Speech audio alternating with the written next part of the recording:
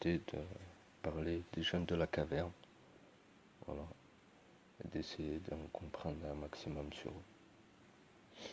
Donc ce qu'on sait, c'est que c'était pas des gens pauvres, c'était des jeunes gens. Les jeunes de la caverne, c'est deux groupes, c'est les jeunes d'Ar-Rakim et ceux de la caverne, c'est comme ça qu'Allah il les nomme.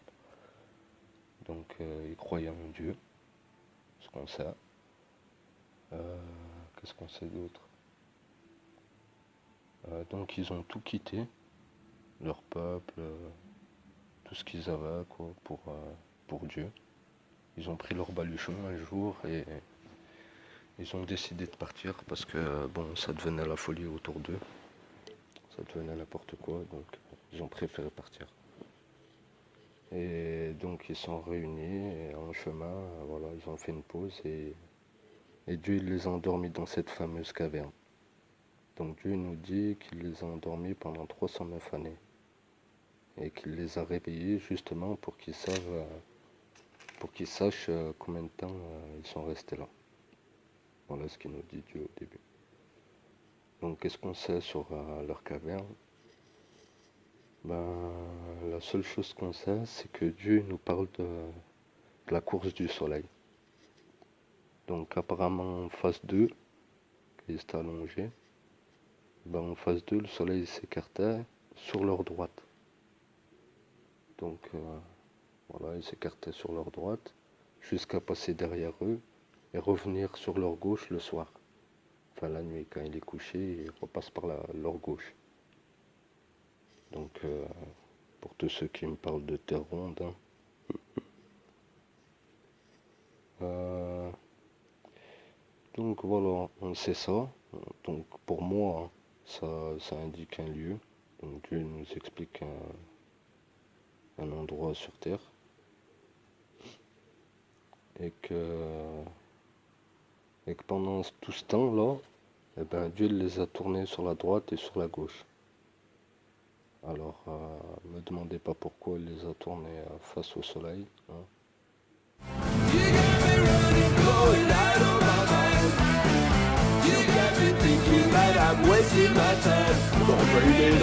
Allez les mecs, 11h, midi, 11h, midi. Allez avec moi, c'est marrant les fuseaux horaires. Avec les fuseaux horaires, on voyage dans le temps. 11h, midi, yes, vous l'avez. Donc,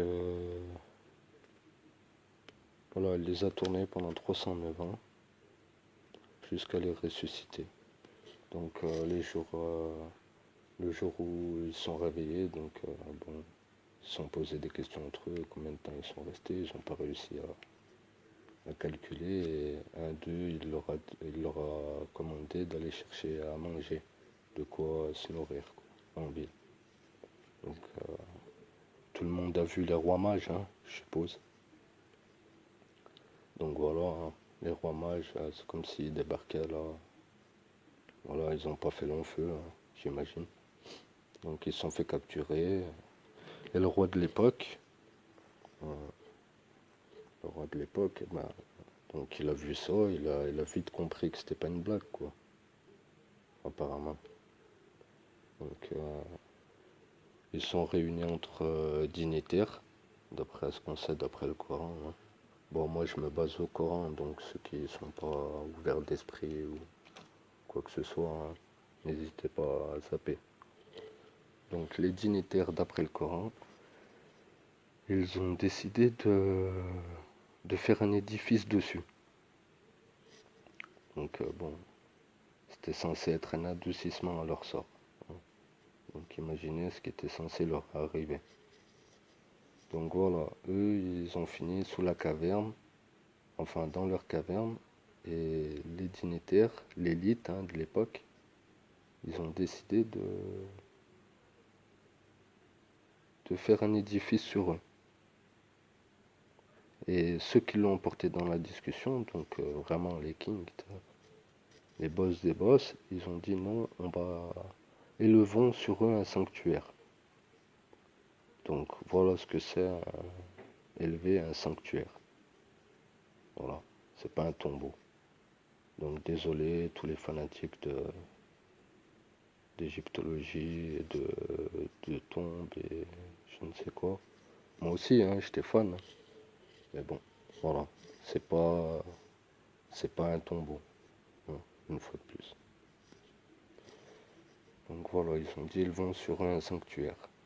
Et qu'est-ce qu'il nous dit aussi Dieu? Il nous dit que leur chien était pas étendu à l'entrée de la caverne. Donc les gens ils vont conjecturer hein, dans le futur sur leur nombre, sur comment ils étaient habillés, en gros sur des détails, mais ils vont pas se focaliser sur les bonnes questions. Donc sur l'endroit, le chien patte étendue, qui bouge pas lui, pendant 309 ans. Voilà. Ça c'est quelque chose de très important pour moi. Donc ce chien, apparemment c'était un bon chien de garde. Pour que personne ne rentre pendant 309 années, patte étendue. Le chien il est patte étendue. C'est pas une position debout. Non, non, patte étendue, serein. Donc je vous laisse voir. Hein. Voilà. Donc le chien il est patte étendue. Donc le roi il a vu tout ça. Et on verra que ce chien il a une grande importance hein, par rapport à ce qui va se passer par la suite. Parce que le roi, une fois qu'il va voir ça, bon, il va halluciner. Hein. Comme je vous ai dit, ils vont masquer l'affaire. Comment masquer l'affaire? Eh ben, avec 20 millions de blocs de pierre. Voilà. Qu'ils soient en polymère ou qu'ils soient en vrai caillou, peu importe. Le caillou, il fait 13 tonnes, tu vois. Enfin, je me rappelle plus les poids, mais bon. Les connaisseurs, hein, c'est quelque chose d'extraordinaire. Donc, comment camoufler ça? Eh ben, avec une belle pyramide. Voilà. Et depuis, voilà, au lieu que ça leur serve, ce peuple, parce que bon, c'était un rappel pour eux aussi, à la base. Même si c'était un adoucissement pour les jeunes, à la base, pour eux, c'était une perche. Dieu leur a tendu une perche. Ils ont préféré faire quoi? Enfin, c'est toujours pareil, hein, c'est ceux qui commandent, à mon avis. Donc, bon là, c'est des suppositions. Ils ont tout caché au peuple, hein, comme d'habitude. Et, et voilà, ils en ont fait des divinités, et une religion. Donc on connaît la suite. Enfin, je vous laisse imaginer la suite. Voilà. Donc le chien, Anubis, on revient sur le chien vite fait, par rapport à leur religion, hein, toujours. Donc il s'est transformé en Anubis, c'est le gardien des morts. Hein, on ne peut pas faire plus simple. Voilà. Il accompagne les morts. Ok. Donc il est là. On sait qui c'est. Donc il accompagne les morts. Oui. Donc voilà, sur les images du Sphinx, on comprendra vite que par rapport à sa tête et le corps, pas détendu, hein, vous comprendrez vite que la tête, elle est disproportionnée par rapport au corps. Enfin, c'est le corps qui est plus grand que la tête, quoi. Vous voyez bien que ça n'a rien à voir. Alors tu verras des vidéos sur internet, pareil, hein, ils vont t'envoyer dans les choux, ils te parlent de lion, de ci, de ça, d'horizon, d'horloge, de je sais pas quoi. Bref, ce sphinx, c'est Anubis. C'est le gardien des âmes. C'est le protecteur. C'était pour les premiers pharaons, ceux qui ont vraiment construit les pyramides. Pas pour ceux qui sont venus après. Voilà. Donc Anubis, c'est le sphinx. Vous pouvez le voir dans quelques vidéos. Mais en France, c'est chaud pour en avoir. Et trouver des petites images. Mais bon, voilà, les faits sont là.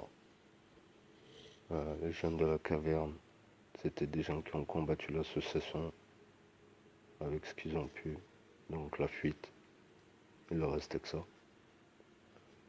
Et on voit que malheureusement ça a perduré. C'était juste un adoucissement à leur sort.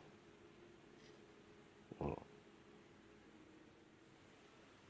Donc, comme vous le savez, hein, vous vous en doutez, l'histoire elle se répète. Toujours et toujours. Donc, c'est pas pour rien qu'il faut la lire tous les vendredis. Voilà, c'est un petit rappel, hein, petite piqûre. Donc, n'oubliez pas, comme ça vous aurez de la lumière un peu dans ce monde obscur. Voilà. Donc, ils avaient rien, rappelez-vous. Ils ont fini sans rien, mais ils avaient placé leur confiance en Dieu. Donc, n'hésitez pas à faire pareil. Hein. Voilà, sur ce, j'espère que la vidéo elle vous aura plu. Que je vous aurai fait voyager un petit peu avec moi. Et que on se retrouvera sur d'autres vidéos. Voilà. Sur ce, ciao. Qu'éprouves-tu? J'ai froid, monsieur. Peur as-tu? Non, monsieur. Lire en toi? Nous pouvons. Sois attentif à ce que tu ressens. Tes pensées sont tournées vers ta mère. Elle me manque beaucoup. Peur tu as de la perdre, je crois. Oui, alors, qu'est-ce que ça change? Tout ça change. La peur est le chemin du côté obscur. La peur mène à la colère mène à la haine mène à la souffrance.